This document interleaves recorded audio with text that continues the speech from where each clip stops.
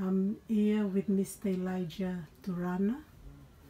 He's the founder and executive director of ELIRANA Electronic Technology School. Right. Now I will ask him a few questions and you will listen to it from himself to talk about it. So we'll start off with, when did you start your All right, thank you very much. Before I go on, I just take this opportunity to thank Evelyn just to come here to take a shot of our institution. As also she's enrolled the two of sibling to here. All right, just a bit of background about ELIRANA Electronic Technology School. It's gone a long way, could be over 50 years. I was one of the pioneer students. I took up the electronic at Port Moresby Technical College in 1973. I took it up, as Alphonse said, till I was informed by my head of the department that a training officer was going to come to see me by the name of Bob Duffy. So this Australian came to me and then he asked me who I am, and then he said to me, Elijah, Bougainville Copper is training you because Papua New Guinea is going to have its independence. And we Australians are going to go back. You are going to be responsible for your country and training your people. This is 50 years ago. Anyhow, I worked for Bougainville Copper for 18 years. I did my apprenticeship as an electronic communication technician. I was a specialized person in the computerization, the operation of Bougainville Copper. Bougainville Copper was one of the third mining in the world that was totally computerized, the operation, and I was one responsible for that. Anyhow, after completing my apprenticeship, I went and did my electrical engineering, but otherwise, those are some of the background. I have a vast industry experience, and I was around the world searching out what was electronic was about. Then in 1988, the Bougainville crisis broke out. I was doing my first year in South Brisbane College in Brisbane. I was very sorry that the company is to close down, and was 18 years of my life working for the company will come to an end. One of the most exciting part of my life when I came back and they picked me up on the first day after 6 months studying in Australia. They took me up to Panguna and they briefed me and said to me, Elijah, the company is in a very situation that there is no communication for our security personnel, defense, police to coordinate the safety for our employees and the infrastructure of the company. So they said to me that, Elijah, the company only trusted you, that you are the only one who will go up and establish the standby repeater to link Panguna to Lolo, Arawa, Kieta, Toniva, and down to Arawa Airport. I was there and I just thought, what was these people saying to me? Because I was trying to recall myself that I left in the peace of mind. Here I'm coming back on the disturbed mind. What's happening here? Anyway, put me on the defense force with 2 policemen, 2 M16 rifle, and just me, and no one of my workmate, expatriate engineer, to go with me because they were all scared. They were all frightened. So I jumped on the helicopter and then it took me up to the site. But before going inside to the site, I saw my very people. They call themselves the Morani people at the right landowner of Bougainville Copper. The defense have actually completely destroyed their village. This made me very frightened. And I was just about to tell the captain, sorry, I have to abandon this. I have known myself. I have no other technician here with me. But what really on my mind was the trust that the company had on me. so I have to go in. I went in there was a real zone where the BRA people were there. I was thankful to God. I landed, I unloaded all my equipment. I went into the shed, I broke down. I was thinking of my family that I didn't say goodbye to them, my wife and my 2 sons, and they said, wow, if today would be my last day, what's going to happen to me? Anyway, I got myself and then I prayed to God. Only 2 prayed that I said, God, if today will be my last day of work, I just give my life to you. God, if you got a plan for my life, then you spare my life for that plan in the future. I was praiseful to God. I did everything. Then I came out. I never knew that I was going to jump on this tower.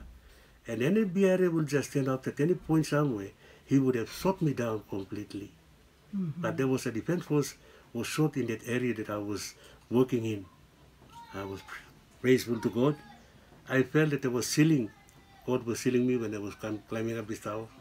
I did everything, come down, went, and then I switched on the equipment, and then I established the communication.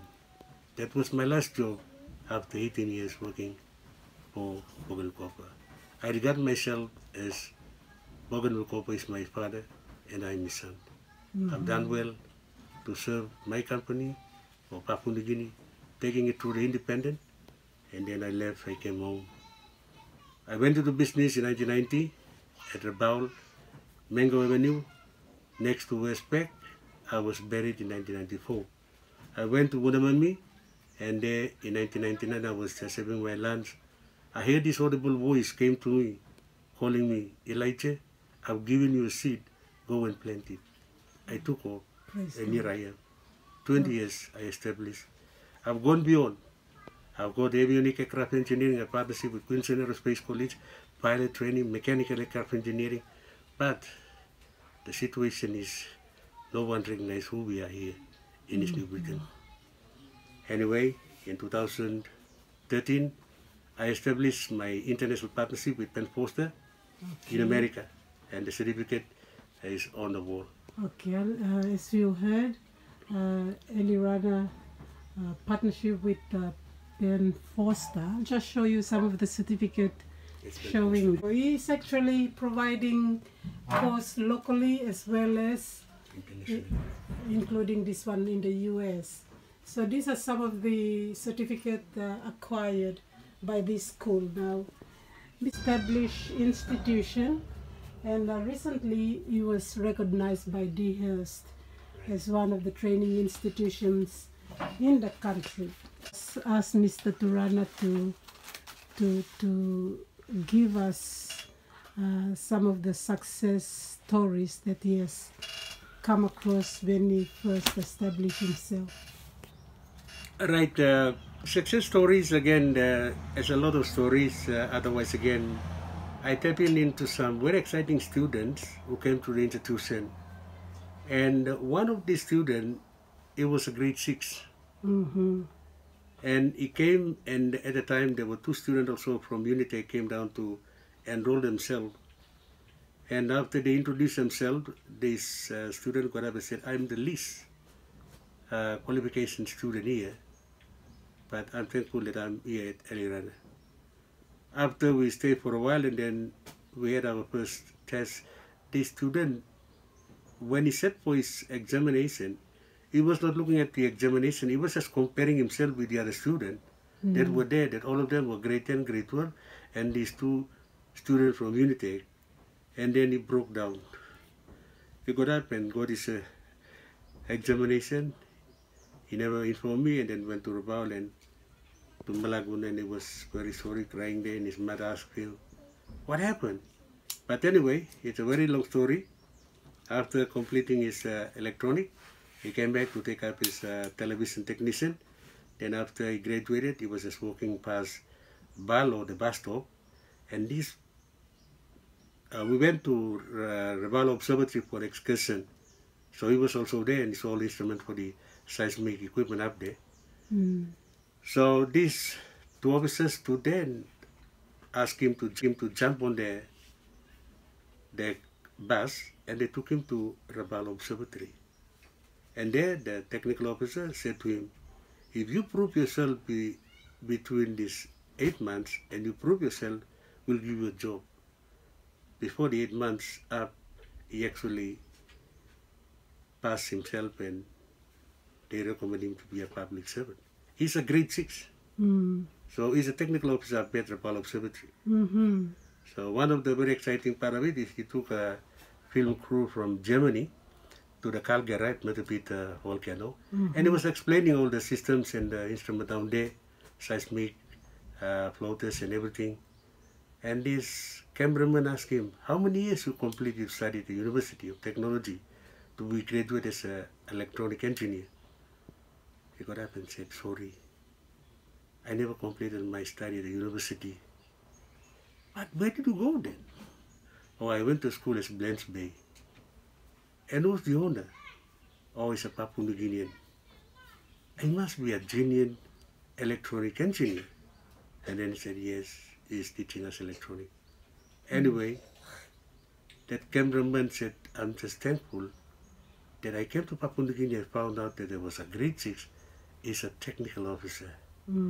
People of New Britain, we never realize the most intelligent human being in the world is a Papua New Guinean. How do I define this? We are the only people on this earth who speak more than 5 languages. Mother tongue, English, Pidgin, Motu, and intermarriage. I still stand firm that if I can graduate a student from America online here, I believe that yes, we are the very called people of God with a vast, over 90 languages. We are very unique and we are good people. I have here the contact number for ELIRANA Electronic Technological School. Young people out there, parents, you have young people around you who would like to come back for studies, ELIRANA is a place to be.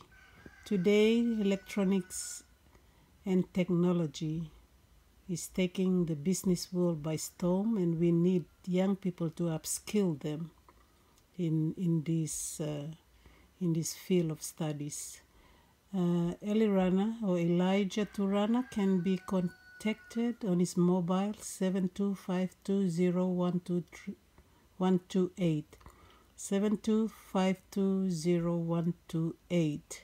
He also can be contacted on his email address, small letters, elijah.elirana.turana@gmail.com.